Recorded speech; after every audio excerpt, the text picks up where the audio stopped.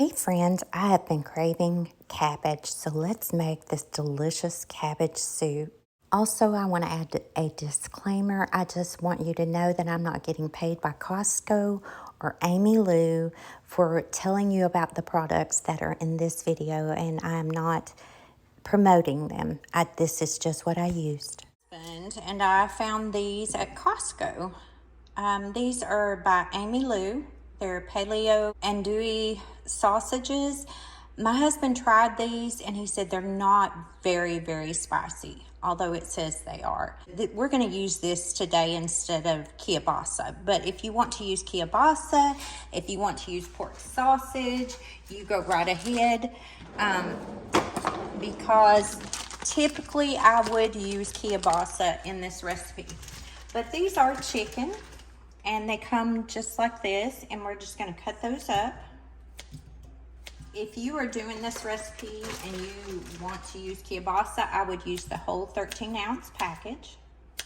And I have got half of a very large onion, yellow onion that I diced, and I'm just going to put in there. You can use a whole small yellow onion or half of a large onion.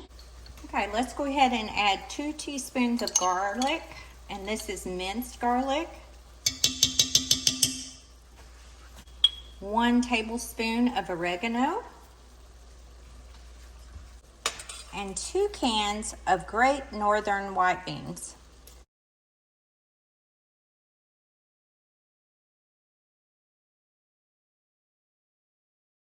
I'm going to add 1 can of fire roasted diced tomatoes. Once you've got that in there, we're going to give this a good mix.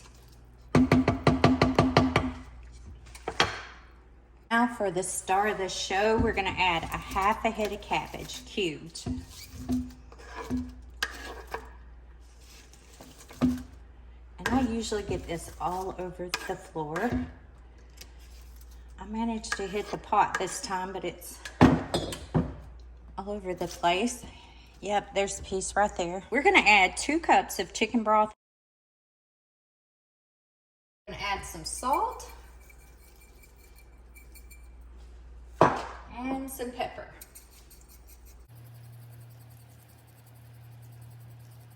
Add 2 or 3 bay leaves, and we're going to remember where we put them.